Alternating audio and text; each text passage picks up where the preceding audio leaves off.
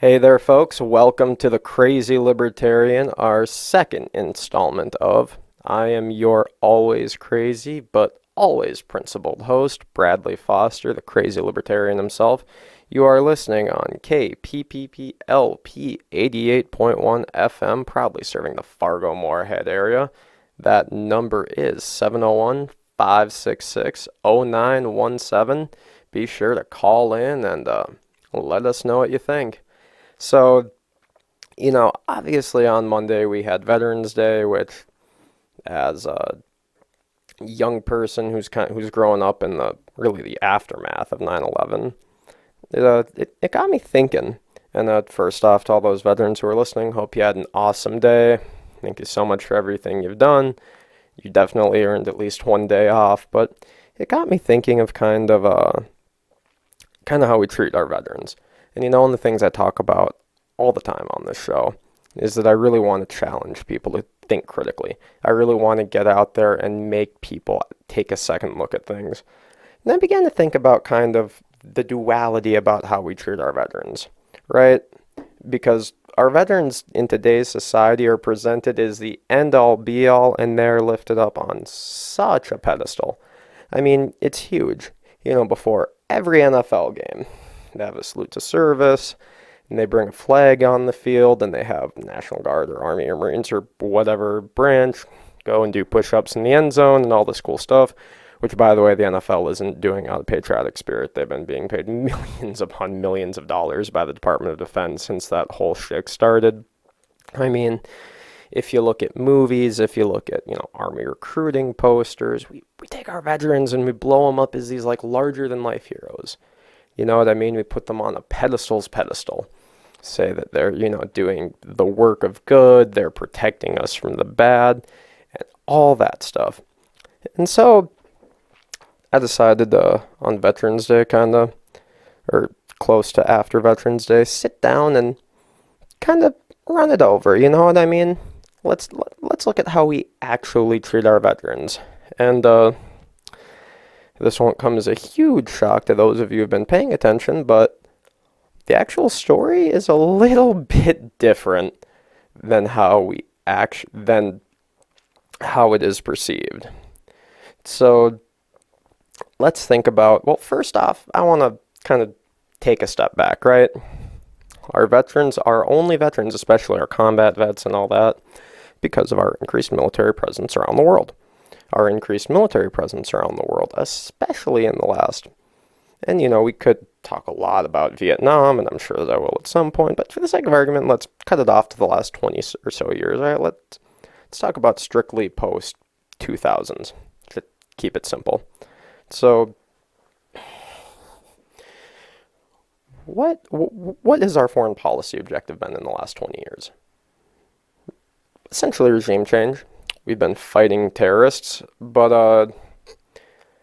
other than the events on 9/11, has anything ever directly attacked the United States? No. And then even on 9/11, where did they get their training and their munitions and their funding? Well, that would be the United States in the 80s when you're using the Mujahideen to fight the Red Army in Afghanistan. So I guess what I want to bring up is that a lot of what these veterans signed up for, Tulsi Gabbard running for the Democratic presidential nomination on the pro-peace platform, signed up shortly after 9/11.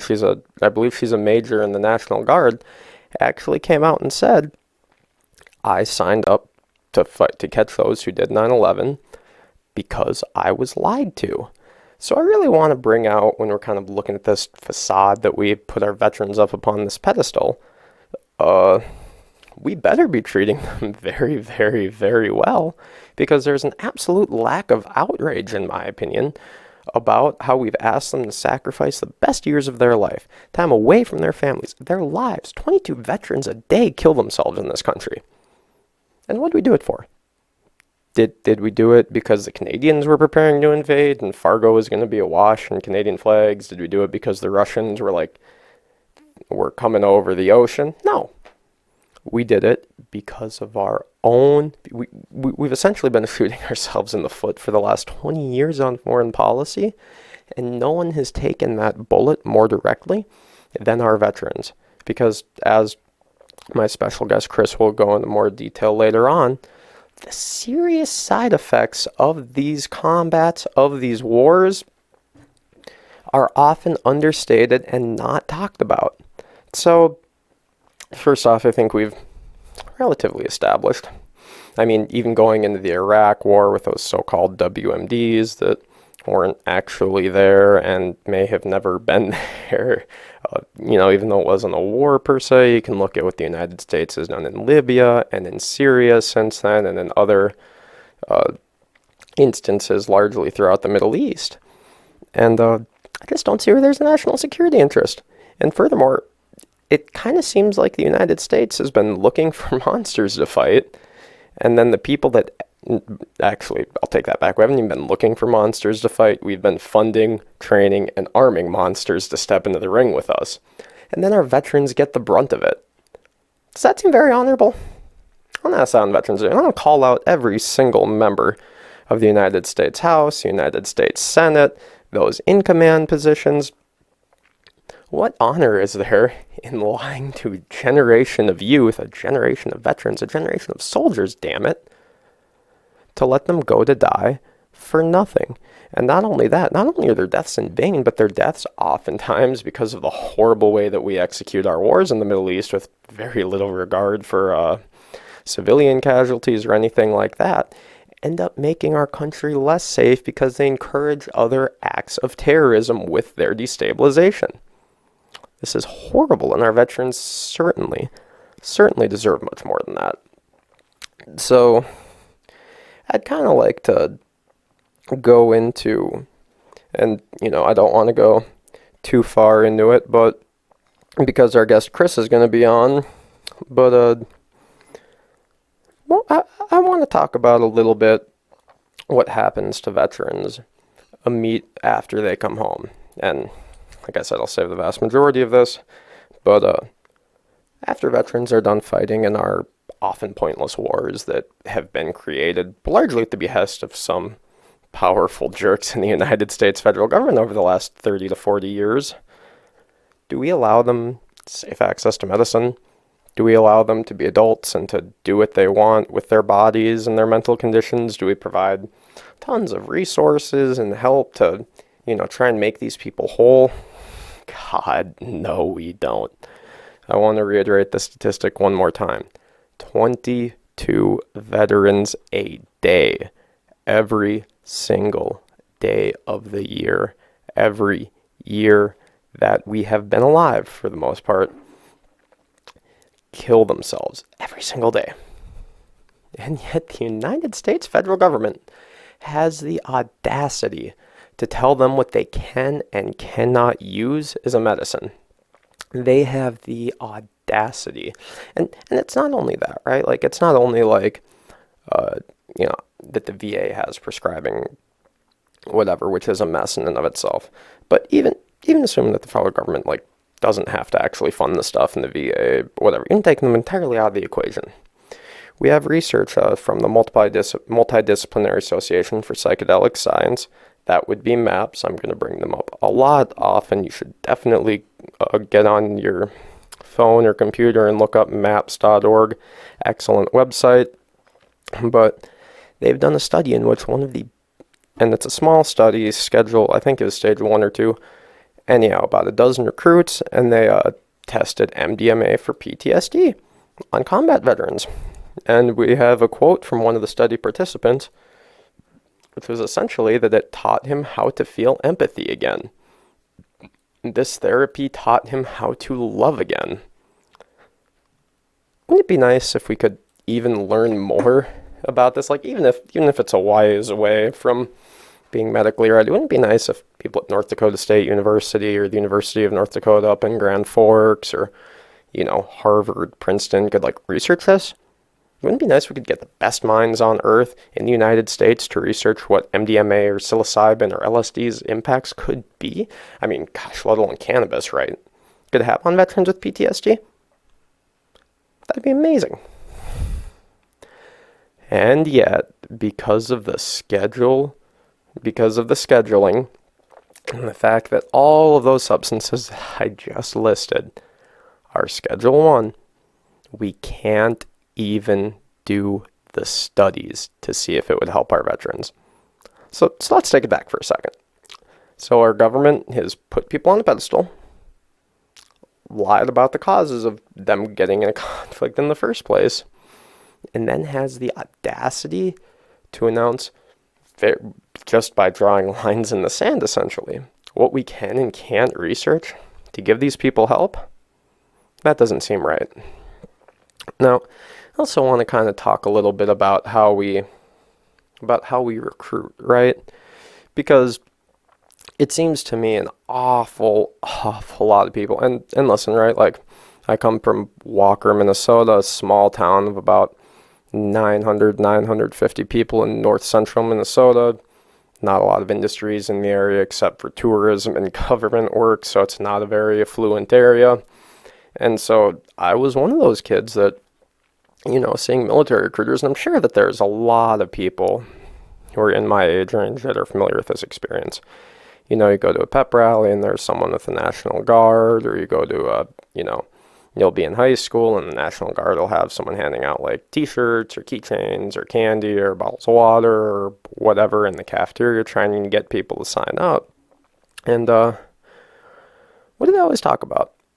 They talk about it'll help them pay for college. They talk about some of the awesome experiences that they can have, the leadership, the career, the whatever benefits. So, touching very briefly on paying for college. The federal government has realized is that the cost of college has indeed gotten very expensive. As I call it, as a recent graduate of North Dakota State University, with bills starting to trickle in from the student loans, I can confirm that it has gotten very expensive.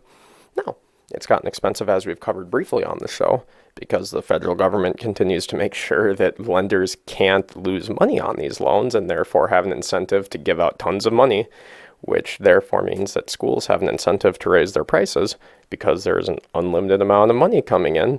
So you get a bubble where prices go up, even though demand has not necessarily increased in the real world. So this is a government problem. I want to be clear. The student loan crisis is a government-created problem. So what does government do? They sit around, they think, hey, you know how we put a GI Bill at the end of World War II to help an entire generation acclimate to life and improve their lot? What if we morphed it and we use the situation in which you're always encouraged from the time you're in like preschool until the day you graduate high school? Go to college, go to college, go to college, go to college, get a plan, go to college. And given that it's been unaffordable to a lot of people, it's like they've, in a weird way, it's like they're weaponizing college admissions, right? They're weaponizing college financing. They're using it as a tool to get people that otherwise might have never had an interest in joining the military to do so. So what's it say? What does it say about our military and about how people perceive what we're doing in the world when that's like the biggest draw, right? We'll pay for your college. Everything else, second, third, fourth, whatever. Why is that their biggest recruiting tool? Why is that? Why isn't it that they're out there, protecting our freedoms and our democracy, safeguarding our way of life, all that like Cold War era stuff? Maybe I would be willing to argue it's because I think that on the policy side, like I mentioned earlier, a lot of people are starting to question exactly what we've been doing in the Middle East. A lot of people are starting to question how useful these wars have been. So it kind of seems like, at least on one end, the lie is coming undone. So they're resorting essentially to bribing people, to seeing how much, instead of it being something about service to country and about selfless. And here's the thing, I'm not taking anything away from any veterans. I'm not denying that there aren't people that get in for the best of intentions. I'm not doing that at all. I'm just simply questioning why the free college is the number one thing that the government is focusing on. Because it seems to me that they're tipping a hand a little bit. And it seems to me that they know that perhaps their military strategy isn't the best for morale. And talking about morale, I kind of want to transition to like this idea that we have in our heads of veterans, right? I don't want to spoil the song that I'm going to play later on, But we have this idea of them as like heroes of war, you know what I mean? We have this idea that they're out there and they're these supermen, and after they come back, they can adapt and become leaders in their community and all that wonderful stuff. Unfortunately, as my guest later on, Chris Howell from North Dakota Veterans for Safe Access, will mention later, this is not always the case. Veterans are people too. They go through problems as well. And so oftentimes once they get home, instead of coming home to this promised image of being some type of a savior or being a hero or being what have you, they come home and they find out that they're still human. They find out that a lot of those resources that they promised them, assuming that they haven't developed some kind of PTSD or other mental issue from the combat and then been kicked out of the military for a dishonorable discharge, that a lot of the systems that are in place aren't working for them. So we take these people and we build this big society-wide, we love the troops, we love the vets, we applaud them before every NFL game. We sing that we honor the flag before all our sporting events. We always have debates about the Pledge of Allegiance and how burning the flag is disrespectful to veterans. But kind of a cold question here. Does our society care about veterans? Do we? Do we actually give a crap? Because, and I know a lot of individuals care. I know a lot of individuals will go on and say it's so horrible what's happening, but how many people have actually questioned the status quo? How many people have questioned the decades of policy decisions that have led to these veterans being treated this way? I mean, 22 people a day in any organization don't kill themselves because of one or two runs of bad luck. They kill themselves because of, and I don't want to get into each individual case, but when 22 people a day with that one common are killing themselves and the numbers aren't going down even though they've been widely talked about, we need to acknowledge that we have a problem. Because America, Fargo Moorhead, I don't think you do care that much about the vets. I'm going to be honest. We have these displays, we sing the songs, we take a day off from work, we go, drink a beer with our veteran buddy. But I don't think that we actually do care. Because the veterans that we care about, America seems to care about the veterans that fit the scope. We seem to care about the veterans that are successful and that come home and that go to college and that start a family and that get a job and that do all this. And you know what? Great for those guys. Awesome, 100%. But maybe those aren't the veterans that we should be focusing on. Maybe we should be focusing on the guy laying in an alleyway with a bottle between his legs. Maybe we should be focusing on the guy who's been in and out of jail for the last 2 decades because he can't afford treatment, because he's been kicked off of his veterans benefits, because he was dishonorably discharged, and so has been living with PTSD or night terrors or schizophrenia for 2 decades without help, just trying to get by. We don't give a crap about those veterans. Our society clearly doesn't. If we cared about veterans, 22 of them a day would not be killing themselves. This is a wake-up call. And you know what? I would love to call out our 3 elected representatives in North Dakota. That would be Kramer, Hoeven, and Armstrong. What specifically have you guys done? What specific progress have we made? Because to be honest with you, do you know what I call it? When someone really builds this great picture up and really paints that they love and support a certain people or a certain group or whatever, and then when push comes to shove, pulling the rug out from underneath them. It sounds pretty similar to love bombing, which is when, a narcissist or someone who has issues gets in a relationship with someone new, and they just hit them with all the best stuff in the first month, and they buy them flowers, and they take them to dates, and they do the dishes, and then they slowly start to take the mask off, and they slowly reveal that I'm not as nice as I was, and once the trap is set, they close it, and just like that, they're in. It kind of seems like, to me, that's what our government, mostly explicitly our government, but also our society is kind of an implicit reaction to all this, has been treating our veterans. Oh, veterans are heroes, they're great, honor the vets, stand up for the flag, do all this stuff. But If a veteran decides that he wants to smoke marijuana, well, he can't do that. And if he does do that, he better break the law in order to do that. Oh, and not to mention, as I will numerous times on not only this episode, but every episode, assuming a veteran can get access to something like medical marijuana, you better hope that they can afford the $100 for a quarter ounce that it costs in the state of North Dakota because of all the red tape and bureaucracy. So, the more that I think about it, and the more that I think that America doesn't treat our veterans the way that we think that we do. And we're actually doing them a great disservice by placing them on a pedestal.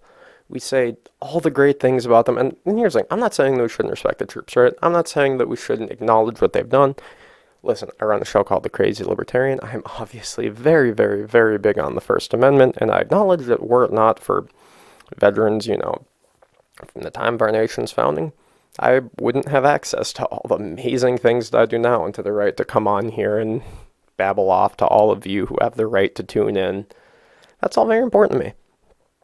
But do we need to put them on an unmatchable pedestal in order to do that? Absolutely not. And I would argue that, if we were more honest about our foreign policy, about, for that argument, our student loan crisis, about our mental health issues, about our stances on the war on drugs, about all this stuff as it relates to veterans, if we could just start treating them like people instead of like common book action movie superheroes, then maybe we could actually start to deal with these problems that are resulting in 22 veterans a day killing themselves. I'm going to say that number over and over and over again because America, you don't care about the veterans. You don't. If you would, we would have solved this problem by now because we've been quoting that 22 veterans a day number since I've been in high school. I remember talking about this when I was a junior and senior in high school. And here I am, did 4 years in college, came out, and we're still talking about it. And maybe, just maybe, America can actually start supporting the veterans once we take them out from this pedestal and really, really start examining how we treat them and what it is that they do. And maybe if our foreign policy aligns so that we are actually doing things that most Americans agree with, if we're not sticking our nose where it doesn't need to be stuck, if we're not making college unaffordable, if we're not doing all these things, then maybe we can get back to that. Maybe we can get back to when the veterans were, I don't want to say doing it for the right reasons because I never want to take anything away from the vets. But maybe we can get to a point where it's an approachable subject. Because what we really need, the biggest disservice that we're doing to these veterans, is we're making them seem like they can. And here's the thing, they're extremely capable, extremely talented, extremely dedicated, hardworking individuals. But they're still individuals who still sometimes need help. And with how we put them up on a pedestal, it becomes taboo to even begin to approach that subject. So maybe what our veterans need is not more idealization, not more distance from ourselves.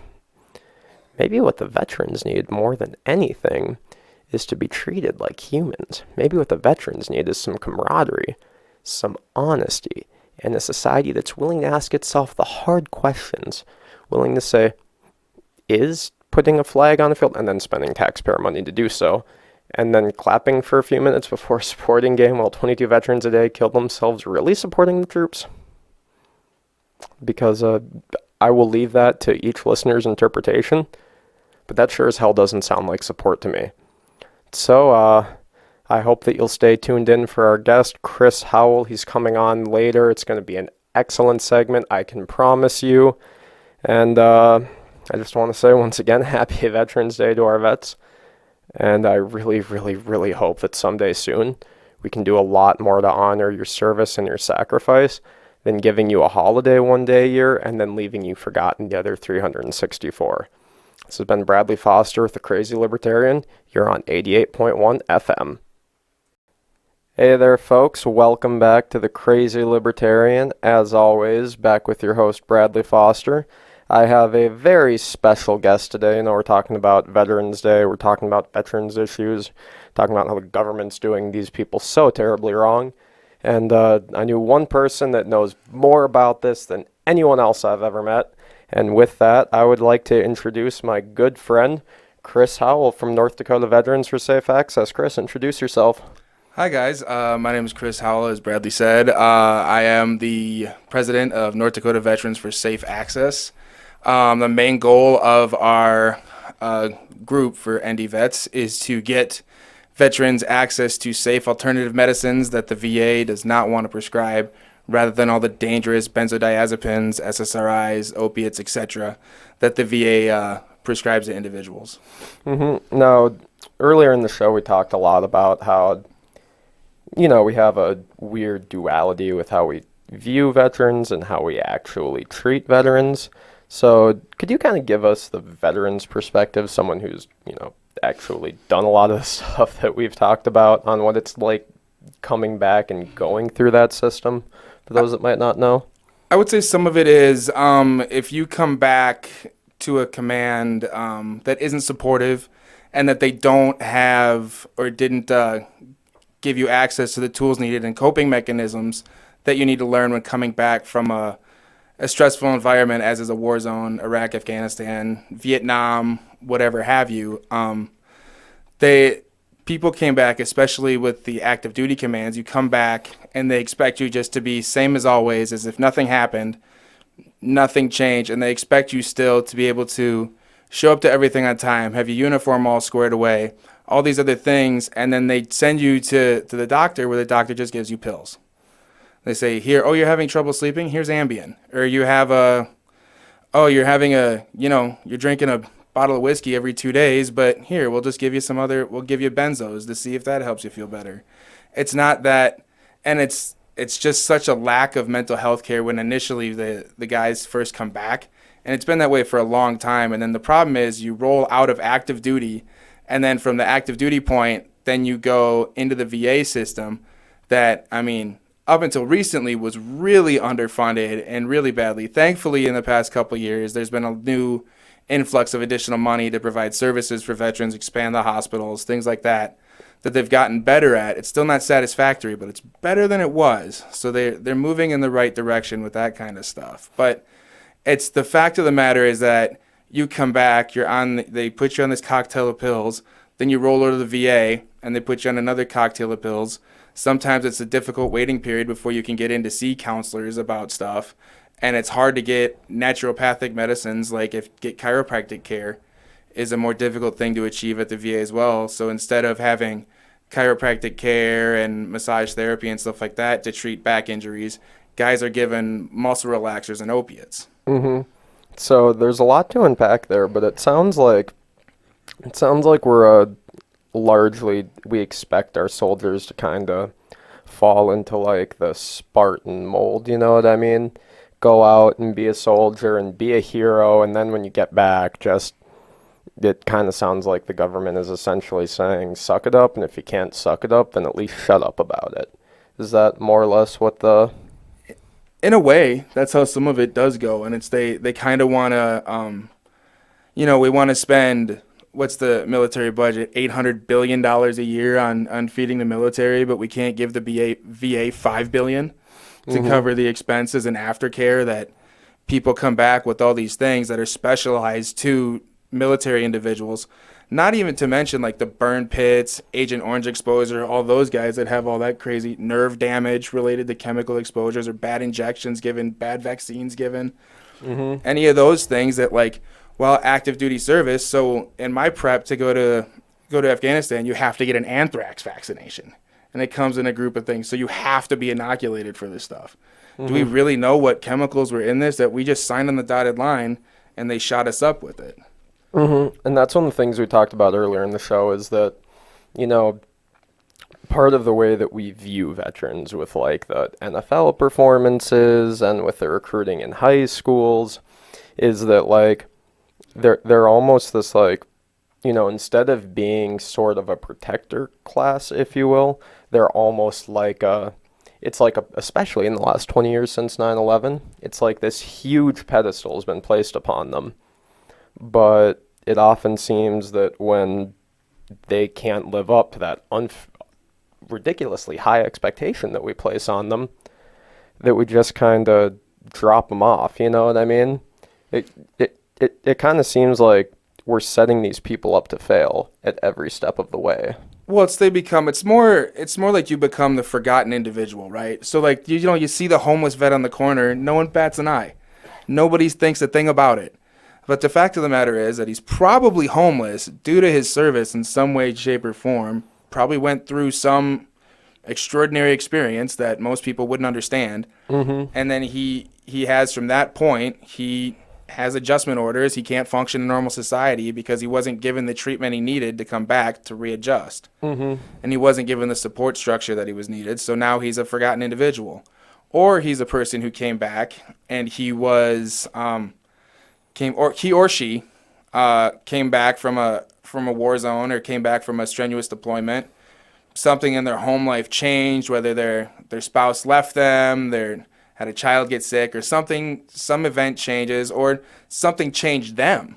They experienced something while they were deployed that changed them as a person. And then they come back, and these personal problems overflow into their military life, and it hurts them in the structure with their superiors. They get written up. They get, you can get dishonorably discharged or other than honorably discharged from the military for just coming back and not being able to essentially reassimilate back. And they don't really use the mental health aspect, and they don't really, treat these guys correctly when they come back with all these changes in their brain, because the PTSD events literally changes the way a brain functions. Very serious trauma. And it's something that these guys and gals need time to process and reintegrate back to society, where lots of the commands, you come back, you have a major home event that's changed, you have a lot more stress going on, and you're trying to deal with just what just happened to you. So upon that, after you're dealing with all these things that have just happened to you, you're working on that. And then the strenuous part of a command life, you're missing events, you're showing up late to something, you're in the wrong uniform, like things that, you don't really think are that big of a deal, especially after you just came back from a war zone. These things can now be used against you, and you can get non-judicial punishments, and you get a couple of those, you can get other than honorably discharged. And now you no longer have VA benefits. So they take the rug out from under you. Yeah. So your safety net is now gone. Because you went to a war zone and it changed you, and you came back and you weren't able to assimilate correctly back into your unit or the command structure that they wanted you to be in. And because of that, you get punished, you get other than honorably discharged, and now you don't have access to the VA, which is supposed to be your one beacon, like your one thing of hope that you have. Now we take that away from you because you're now not considered a veteran because you weren't honorably discharged. That is how ridiculous. We set these people up, we promise them the world, and then when they do their duty, when they go into incredibly tough situations for their country, when they're in firefights, seeing their friends get killed, all these issues, not to mention just spending 6 to 12 months away from your family, right? That's traumatic enough for a lot of people. And then we have, after these people step up to protect society, the moment that they can't reintegrate back in, we just throw them out. We forget about them. You know what I mean? How many cases of this are there? How many cases of this are there in the Fargo-Moorhead community alone? You know what I mean? We don't even know. And the tough part is, it sounds like, it almost sounds like they're treating these veterans who, I don't think there is a way that you can really understate how damaging war is, but I'm really trying not to do it on the show. But it sounds more like we treat them like kindergartners who can't sit still. You know what I mean? We take these very serious, complex issues, and we just, it really seems like the system is chewing them up and spitting them out. Well, they wanna plug the holes left rather than patch the hole. So they want to take the quick fix, which is SSRIs, benzos, pills. That's the quick fix. And so it may work for a while, but now all of a sudden you're taking giant doses of opiates every day, and you're having people that literally you're taking opiates and benzos together, which is an extremely dangerous cocktail, but there's people who are prescribed it. Like that, it's a normal thing. And there's guys that even have like, because their opiate doses are so high, they literally have to carry Narcan with them. Really? Yeah. So like, that's the kind of stuff that's the forgotten. Mm-hmm. That's the we just want to pretend that's not a thing. Mm-hmm. But instead, we're gonna pump all these pills. When the VA, we're just gonna ignore the fact that lots of this stuff, lots of guys just want access to cannabis. That's Mm-hmm. all they really want, and yet we're gonna make it incredibly difficult because honestly, the federal government wants to pretend that it's not needed. Well, I mean, the thing that really gets me about it is the whole argument seems to be right that we're not going to let our veterans use cannabis because there might be dangers, unlike the oftentimes unconstitutional and not voted on wars and combat zones that we're sending them into. That seems a lot more, and like we talked about earlier on in the show, it all seems really like way more dangerous than even 10 million veterans getting up at once and getting stoned at the same time. Funding terrorist groups. That sounds a hell of a lot more dangerous than veterans getting stoned. It's just so ridiculous. And may I just say, for the record, on 88.1 FM, the best FM station in the Fargo-Moorhead area, that the only way that marijuana can kill you is if 25 pounds of it comes out of a CIA helicopter and hits you on the head. That is the true. only way that you will die from cannabis. And yet, we literally have veterans carrying around Narcan. I mean, how many of you listening to this have heard these stories? How many of you know how much of this is going on? And the really sick part of it to me is that so many people don't even know that this is happening, and yet how many people are okay with we have these big NFL celebrations before games. We drag flags on the field. We say salute the troops, and then we decide to let a bunch of bureaucrats tell our veterans what medicines they can and can't use. It's ridiculous, and getting on with that. With that cannabis point, how hard is it? Let's say you are a veteran, right? Or better yet, someone who's active duty but on home leave. How many of those guys would you say illegally end up taking cannabis or cannabis-related products for their issues? How many veterans do you think we're turning into criminals? So I noticed that in the active duty community, very few guys will consume cannabis just because it can result in an other than honorable discharge, like we talked about earlier. Mm-hmm. That can basically screw you for life, essentially. And for smoking a little plant to try to make yourself feel better. But so lots of guys, almost pretty much everyone in active duty doesn't take that risk. Mm-hmm. Now, once you're discharged, the veteran community is another thing. The veteran community wants to try these things because we're already discharged. You already have your honorable discharge if you're one of those guys that has it, which is the vast majority. Has an honorable discharge, and then from there you go and get your care and whatever.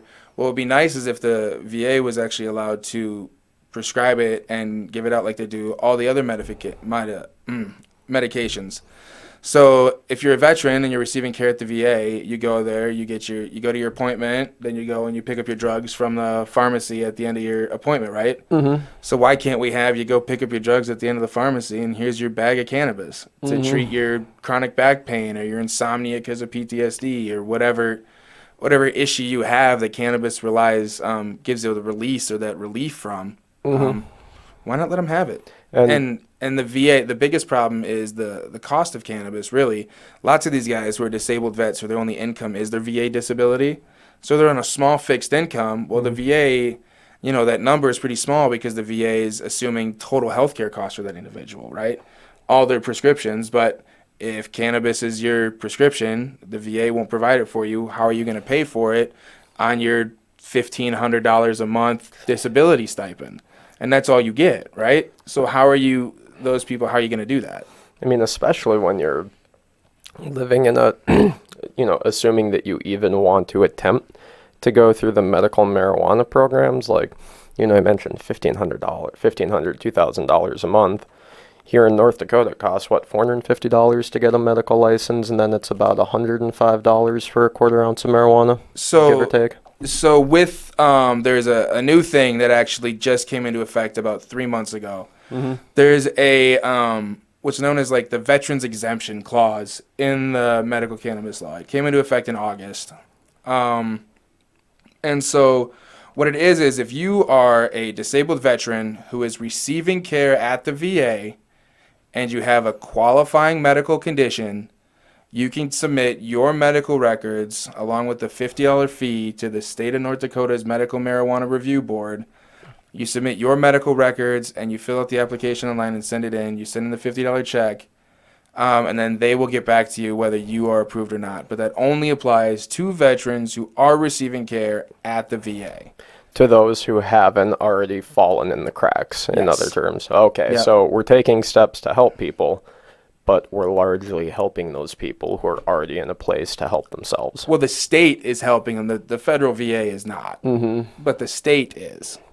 The state of North Dakota actually did with as much as they screwed up the medical cannabis law and how much they changed it and butchered it. The legislature finally did get the veterans part right because the system was, as they said, they wanted to help vets and give them access to it. Well, the system was originally, after Measure 5 was changed by the state legislature in 2016, or 2017, I'm sorry. After they changed it in 2017, it basically made it impossible for veterans to get access. There was no way because you had to have a physician certify your condition, whereas we all know the VA will not certify anything for medical cannabis. Thanks to that pesky Schedule 1 ruling. Federal garbage that it falls under. Like to call it something else, but we'll leave it at that. We'll leave the nice words on air for your morning commute. But really, this is just so mind-boggling. And just for the record, for those of you listening, yes, you did hear the state government of North Dakota get praised on the Crazy Libertarian. So can someone check the temperature in hell and call into the show for me? But you know, and you know what? Props to the state of North Dakota for doing that. I mean, assuming that they know about it. I am obviously fairly involved in this whole personal freedom thing, and Don't give them too much credit.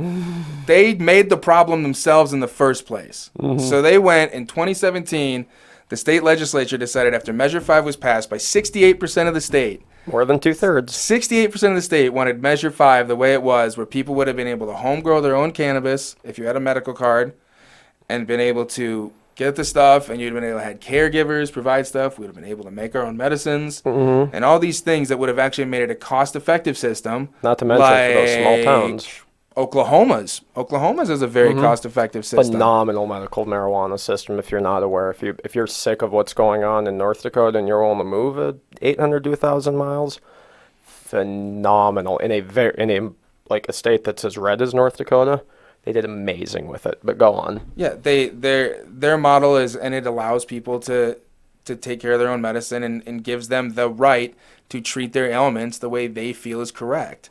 That's the biggest problem with this whole medical cannabis thing that they want to go after, is that the VA is not giving these veterans the right that they've earned. They earn this shit, and they fall under and they get left behind in the care because they're not given access to something that is objectively safer than any other chemical treatment that they're going to be consuming, whether they're using alcohol, whether it's other prescription drugs or whatever. Cannabis is still chemically the safest option that a veteran can consume to treat their ailments. And the fact of the matter is that it's not being allowed is what's hurting more guys than anything. And then, not to mention, let the other shoe drop as well. Even assuming if veterans can get that, it's still, $107 for a quarter ounce of marijuana in the North Dakota state, assuming that you live in a spot where it's easy to get and to access that point. Where you're not driving 250 miles to the dispensary. Exactly, both ways. And by the way, assuming about a gram a day, an ounce of marijuana, which is 28 grams, will last you about a month. So we're talking for medical marijuana, we're talking for 4 weeks, assuming a assuming you live in a location where you can actually reach it, and you're talking, what, $430 roughly for a month? So if we're gonna go about how much the people medically, what they actually consume, not this 1 gram a day number, which is not, that's a fairy tale number of someone who's ill or needs medical cannabis. They're consuming far more than that. Especially people who are chronic pain patients. And those people, so chronic pain patients. So in the state of North Dakota, you are allowed to get 3 ounces of flower per 30-day period, and you're allowed to get 4 grams of concentrate. It's only 4 grams of concentrate? Only 4 grams of concentrate. Yeah, it's you'd sit and you're like, it doesn't make sense. That's ridiculous. They came up with arbitrary numbers by listening to people who didn't know what they were talking about, and the legislature just picked arbitrary numbers out of the sky, essentially, for concentrate numbers because they didn't understand them. So they just picked a number. That's ridiculous. I mean, especially when you consider, even though concentrates, as the name implies, have a higher concentration of THC, 4 grams, even at like 90%, which most of the concentrates out there don't even touch 75%, but 4 grams at 90% is still like only, what, 3.6 grams of pure THC, which is way less than what's in an ounce of marijuana. So it's, if there's anyone that knows any North Dakota state legislators, please have them call into the show. Please have them go to normal.org. We have some very basic, we need to fight the just say no nonsense, because, Ronald Reagan and all those great drug warriors are still hurting our veterans and still hurting our patients. And it's got to stop. Like, can we all agree that, and I know I say some out there stuff on this program, but you'd think that we could all agree that we should maybe treat the people that agreed to take a bullet for our right to have these discussions. Can we maybe just let them smoke a few joints and mellow out? I mean, is this such a hard discussion that we need to have? And yet, here in North Dakota, we've had this almost exact same discussion for the better part of 4 years, at least as it specifically relates to medical marijuana. It's bewildering. Why is it taking us this long to acknowledge that our veterans have earned the right? Not even getting into stuff like basic bodily autonomy and how horrible the war on drugs is in the first place, but that they've earned the right. If they've earned the right to take a bullet, they've earned the right to treat that how they wish to. Wouldn't you agree? It's just they want safe alternatives. Mm-hmm. These guys want safe alternatives rather than these drugs where you have benzodiazepines and opiates that people are, you have 40,000 opiate deaths every month is what I think it's like we had last year 70,000 drug overdoses. And then deaths, excuse me, in the last year. And the vast majority of them were due to prescriptions, not black market heroin. Mm-hmm. Not to mention the deaths from things like Adderall and or drinking on benzos where somebody blacks out and they lose complete cognitive function and jump off a bridge. Mm-hmm. Or they get into their car, or horrible, horrible things. And it's like, where the worst thing with cannabis is you might destroy a large pepperoni. Yeah, the worst thing with cannabis is that your wallet might get a little bit thinner and your waist might get a whole lot bigger, but sure sounds better than guys like developing serious addictions to alcohol and benzos and or literally schizophrenia because of the drugs they've been prescribed. Mm-hmm. Or people getting seizures because they've been prescribed gabapentin for forever, and you step off it and now you have seizures. So there's all these dangerous drugs that are getting prescribed to people that are just mind-bogglingly bad side effects, but where there isn't a hungry, happy, sleepies or side effects with cannabis. So there's it's a safe alternative, and they just don't want to address it. And it's, I'd call it Representative Kelly Armstrong on that one. Where's his voice to help the vets? Mm-hmm. That is absolutely true. And, that's one thing we've been doing a lot of pounding in the state. Still waiting on the VA. We're still waiting on the federal government to get out of bed and say, hey, by the way, we're going to treat our veterans like adults, and we're going to allow them to treat their conditions that, as mentioned earlier, we may have misled them. Like, we gave them a false set of circumstances to sign up for in the first place. Let's at least give them a fair shake to get back to square one. Well, the Iraq War was based on lies, but that's, we're not going to jump down that rabbit hole. But purely. So is the war in Vietnam, if we're going back far enough. Yeah. That's the last 50 years of disabled how many thousands of people have wasted their lives in alleyways, crawling in and out of bars or jails because of these lies? And then we have the audacity to lie to them again when they get home about their treatment and to, infantilize them. Basically take away the freedom to treat themselves that they essentially fought for. And they're not allowed to have a freedom of choice to take something safe. Rather, we're going to be given a bunch of dangerous pharmaceuticals that can lead you down to, many of them, the side effects are seizures, suicidal thoughts, bipolar Addiction. disorders, and literally suicide is some of the side effects of the drugs that these guys are prescribed. So remember that the next time that you go to an NFL game and you see how much our country allegedly loves our veterans and how much we support them, because after talking with Chris here for a little bit, it doesn't seem like these guys are getting very much support. It doesn't seem like it sounds like some people that manage, it sounds like those without the major problems have access to resources, but when people fall through the cracks, we just kind of let them fall. Well, we just leave them. That's the problem, is that in the service you're taught you don't leave anybody behind. And then we come back here, and the organization that's supposed to provide guys with help, and whether your discharge was you were unjustly discharged because you had an undiagnosed mental condition or medical condition that caused you to get, instead of a medical discharge from the military, you got an other than honorable one, which you should have had a medical discharge instead, which allows you all the care at the VA. It allows all those things for you, where you can go get the help that is supposed to be provided for you.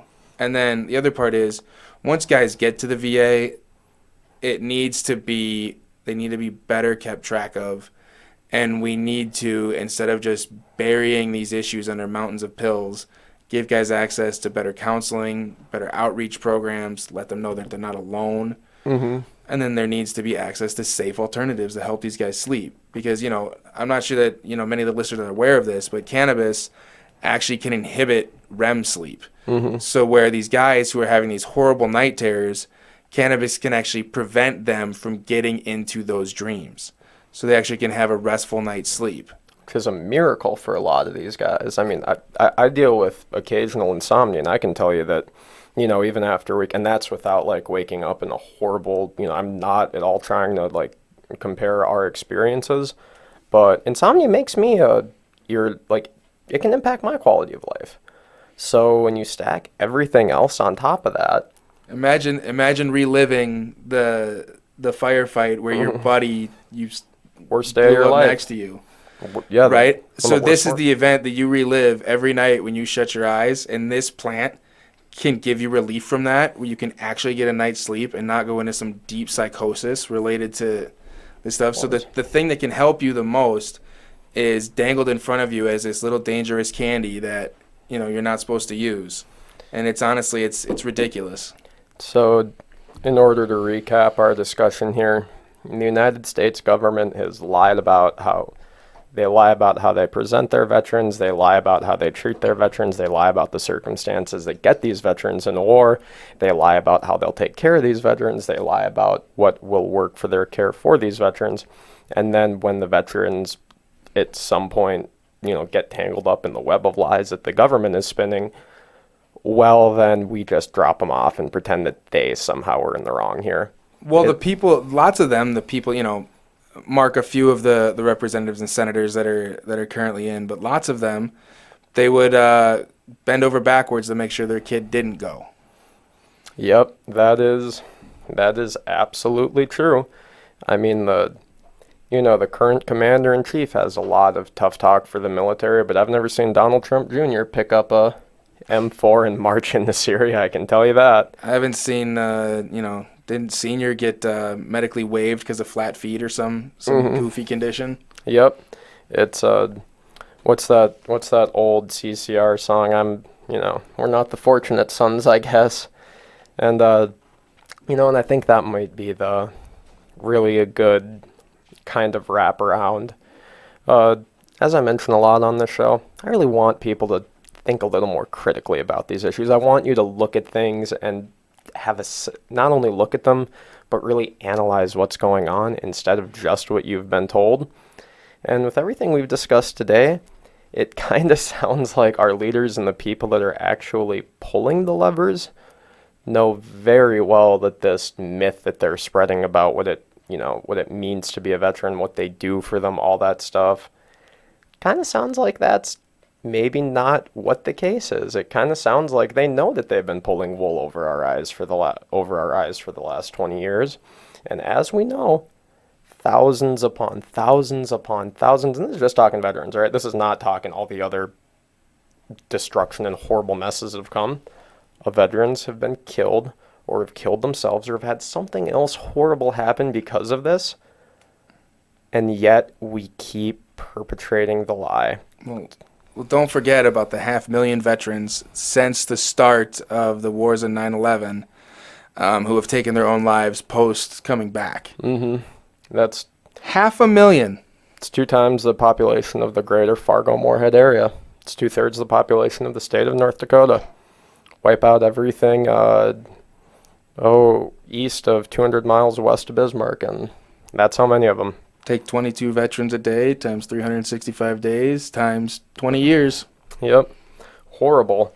And yet, once again, nothing is being substantially done in order to improve their lot. None of these systems that have been set up that got so many people involved in so many conflicts that we didn't need to be in have owned up to it.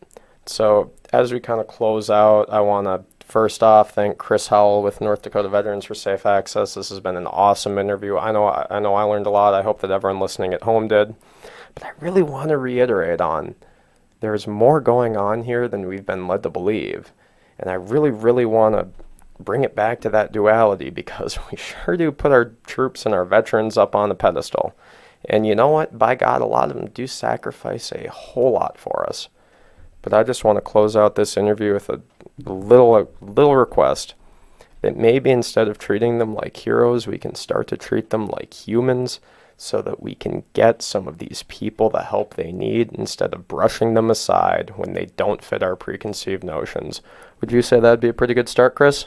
I'd say that'd be a good start to just, give these guys the benefit of the doubt. They're great people. Just because you come back and something changed in you, or because some event that happened, and you didn't sign your name on the dotted line because you weren't committed to something that's bigger than you. Mm-hmm. Exactly. So these are people of integrity. Treat them that way. Mm-hmm. So I guess that'll be our call out as we end this interview. Let's start treating our veterans the way that we've been pretending that we treat our veterans. So once again, this has been the Crazy Libertarian. I am Bradley Foster with my special guest, Chris Howell with North Dakota Veterans for Safe Access. Thank you so much for tuning in, and that will do it for the week. I hope that you guys have an awesome day. Thank you so much. This has been Bradley Foster with the Crazy Libertarian. You're on 88.1 FM.